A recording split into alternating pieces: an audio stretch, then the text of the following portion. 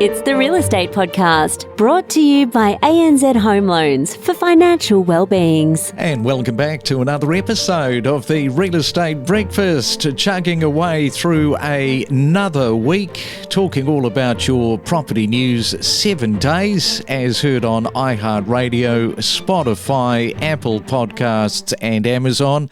Yes, I say chugging through the week because it is already a Thursday. This week particularly is going by pretty fast, August the 22nd.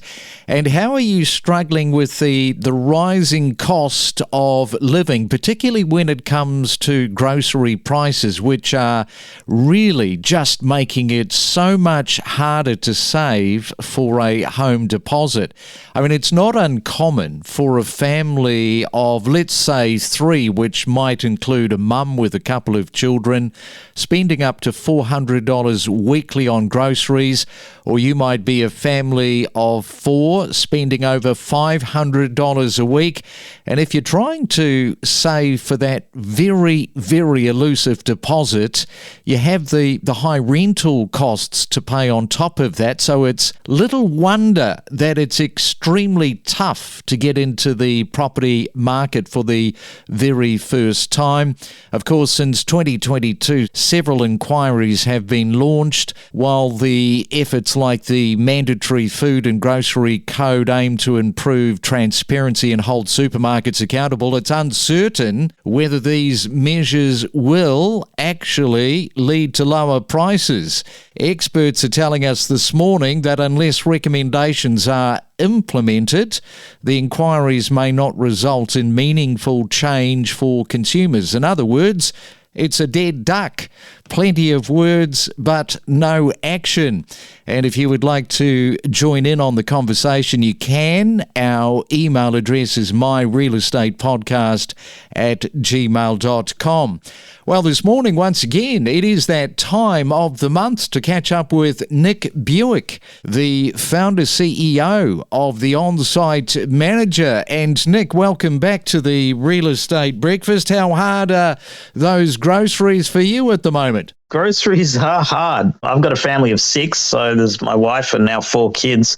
Even we're sort of feeling the pinch. We've got a couple of kids in private schools, and the grocery bills aren't getting any lower. Very difficult, as I mentioned, to get into the property market. I mean, you wouldn't want to be trying to save, would you, in this current climate for a first-time property? No, it's rough, and rentals are still very, very tight, and rental prices keep going up. It's not looking good, to be fair. Now, we've been, of course, talking all about management rights and how people can get into this industry. And we're going to be stepping over a few different things this morning, like and this is going to be interesting for a lot of people, and that is the difference in management rights between the different states, because they do vary. Yeah, that's right. That's probably one of the biggest differences between the states is the contract term for management rights and the separation of powers. So those are legislative differences that make a very large difference overall to how management rights operate between the states.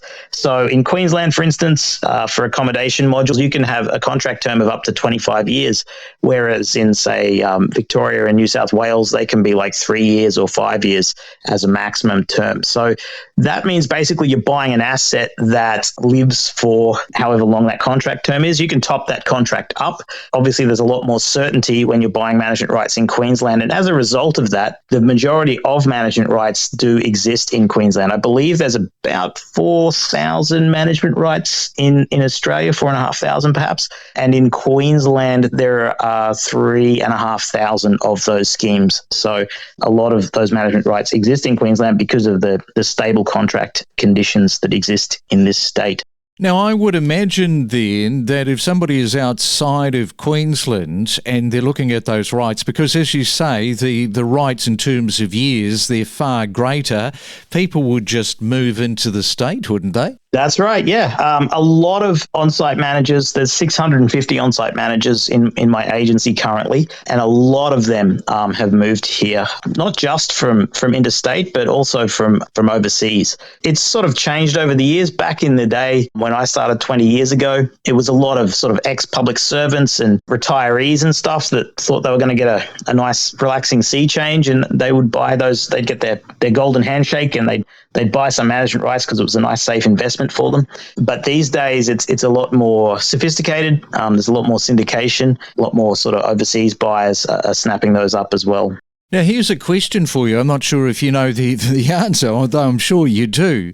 If you're living overseas, because we do have an international audience, not just in Australia, that listens to the podcast, and you decide to buy various management rights, but you still want to stay, let's say that you're living in Italy and enjoying the fine wine, and then you just put in your own managers into those sites. Is that something that is happening? Absolutely, yeah. So we call that syndication. A lot of the time they'll be set up by finance broker specialists who deal in the financing of management rights. And what they'll do is, they'll take investors or silent partners, as they call them, who will front the capital. Essentially, they'll own the management rights. And it may not just be one investor. Sometimes there'll be a consortium. There might be like 4 or 5 investors, each throwing in, $250,000 each. And then their job is to front the capital and be quiet. And then they'll put in a highly experienced manager who's paid on a salary, and they will effectively run that management rights for them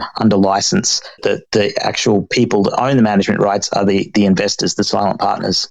Okay, so that's kind of like having a portfolio of properties, except you've got a portfolio of management rights and different managers doing all the day-to-day stuff. Correct, yeah. So they do all the heavy lifting, and because they're put together by pretty experienced finance guys that have been in this industry for decades, they make sure that they very carefully vet who those managers are that go into those buildings, so they're highly experienced at what they do. It's not like they're putting people in on their first rodeo. And then those buildings generally are run really, really well. The profits are great. I see profits of up to sort of 20% return on investments for the people that are operating under those syndication models. Wow, okay, so that is really interesting, and we are talking to Nick. He has all the answers when it comes to management rights. When we come back, we're going to be looking at the question that you might have, and that is, are management rights a good investment? And if they are a good investment, why? We'll talk about that next. Every week we present so much real estate. Powerful, up-to-date news every morning from 6 a.m. Know your property with us on the Real Estate Podcast. And right now it's time for another 30-second property tip. We go to the Gold Coast and to Currumbin and John Parks this morning. John, what have you got for us?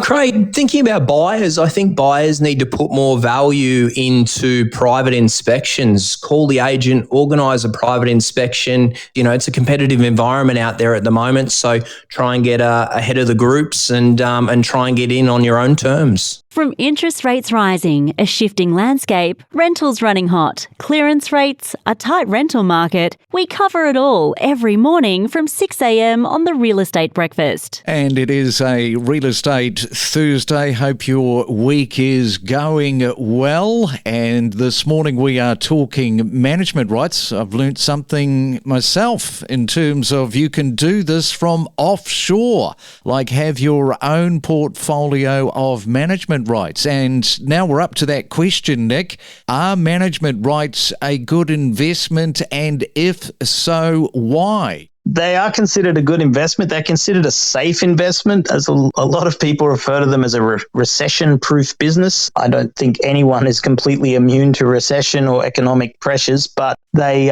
generally perform fairly well. And like I said, if the building is run well by an experienced team of managers and the fundamentals are good, you've done your due diligence and done your homework and made sure that it's a good building with a good committee in place, like I said, the return on investment can be quite generous. I just want to come back to, before the break, we were talking about just the fact that in Queensland you have all these management rights, you have the bulk of them. I didn't ask that question is, why is that the situation that Queensland kind of holds the majority majority of the pie? Well, yeah, it's the contract term. So that being up to 25 years is longer than any other state in Australia. So that is conducive to the industry. It means the assets are typically more valuable because there's a lot more certainty and safety built into that contract term. And the other thing is we have separation of duties in our legislation. So, for instance, your strata manager, so the person who helps the body corporate run their committee, they can't be the on-site manager. That's considered a conflict of interest.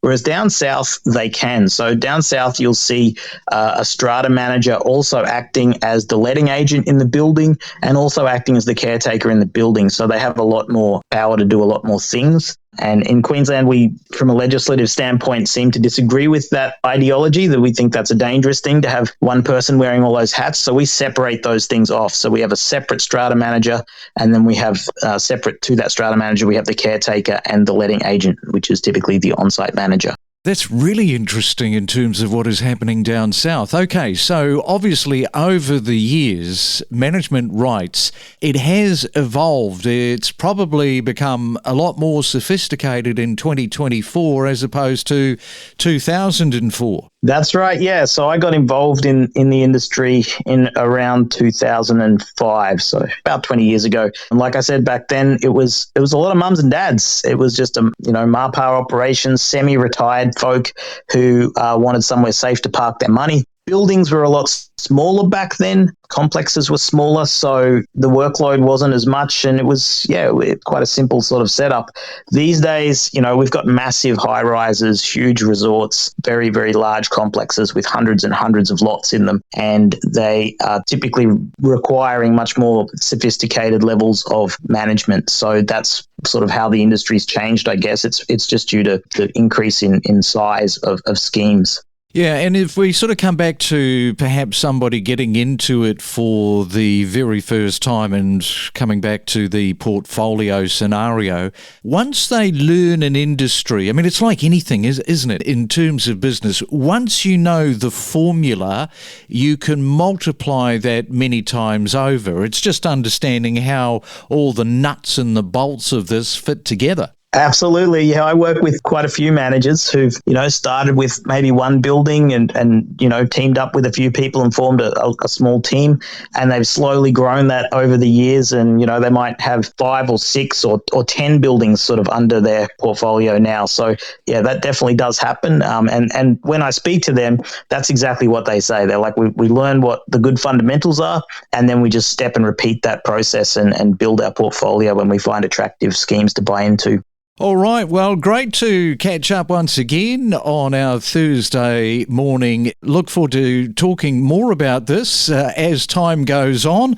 I better let you get back to the supermarket and go and feed that family of yours.